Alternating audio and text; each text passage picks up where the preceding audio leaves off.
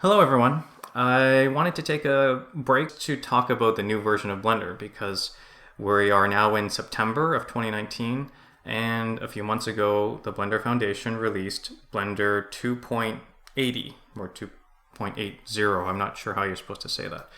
Long story short, it's different from the version that I have been showing in all of my tutorial videos, which is Blender 2.79.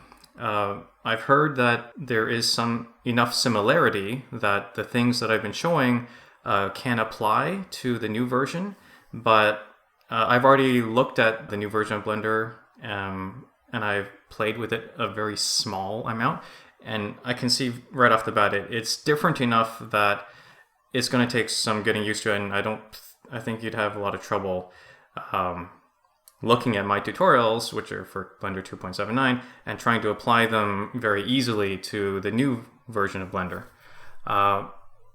So that said, I've already been working on this video series for more than a year now. I plan to finish it using the same version, Blender 2.79, so that any person coming on to my channel looking at this playlist will be able to go from start to finish with the same version of Blender. Everything is consistent and there's no sudden like swap and okay, now you have to learn a new version. Maybe once I'm done everything I wanted to cover for this video series, then I might look to doing demos, demonstrations, tutorials on the new version, but I'd have to get good at it first. I've barely touched it. So with all that out of the way, let me just show you on the website. If you're new to my channel, well, welcome, and you wanted to try out doing the things that I'm showing you, how you can get Blender 2.79 is by going to blender.org, and then you go to download, and from there there's a link right here looking for Blender 2.79. You click that. And then it's this link over here, Blender 2.79b. And then you have to pick the appropriate version for you based off of what operating system you're using and such. It would be one of these ones at the bottom. Blender 2.79b for Windows, Mac OS, and Linux. Okay, so that's how you could get it.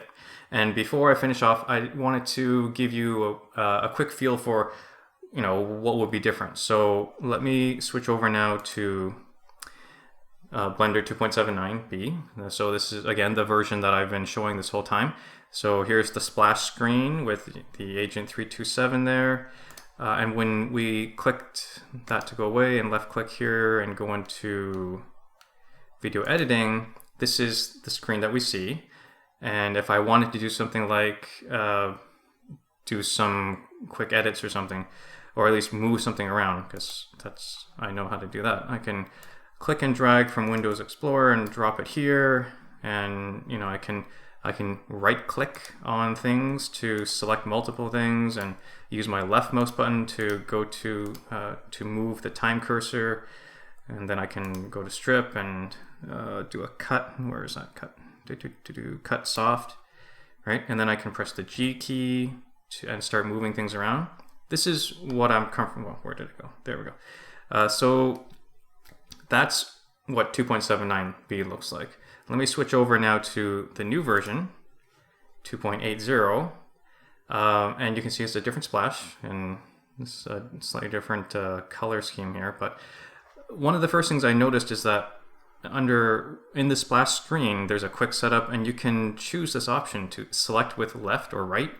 I think what I've read before is that to try to make it more user-friendly and easier for people to get into, people that haven't used Blender before, most people are used to selecting things with their left mouse button. So now this is the default, but if you wanted to continue using the right mouse button, I think that's what you would pick.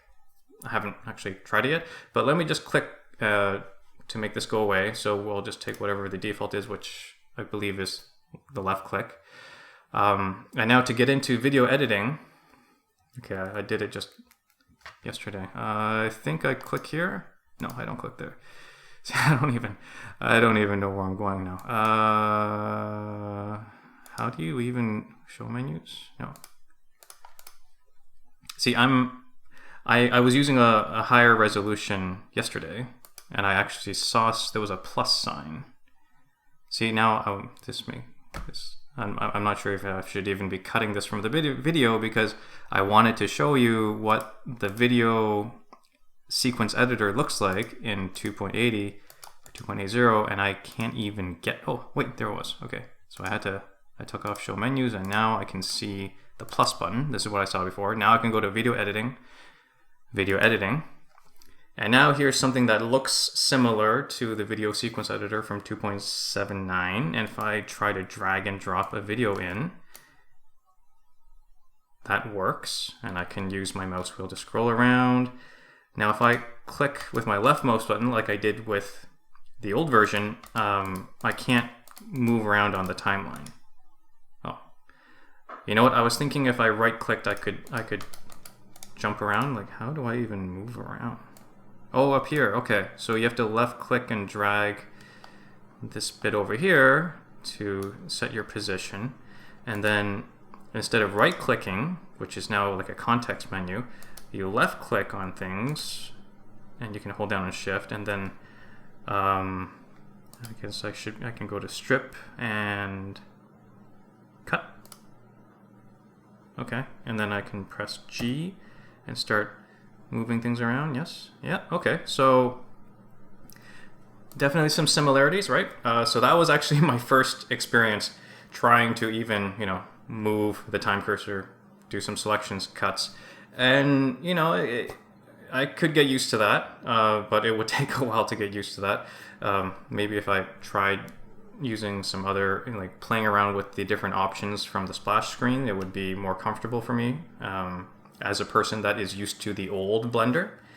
But anyway, so there you go. So in a recap, I'm going to continue with Blender 2.79 until I'm done all the different topics I wanted to cover. And if you wanted to get the old version of Blender, it is available off their website, so you can go there for that. And yeah, it is different. The new version is different compared to what I'm used to. But there are enough similarities that I was able to, after floundering for a bit, I managed to do the same basic edits that I just did in the old version. So that's it. Hopefully I'll be back soon with the next entry into the series, which is going to be about using the speed effects strip. Okay, so thanks for watching. See you next time. Bye now.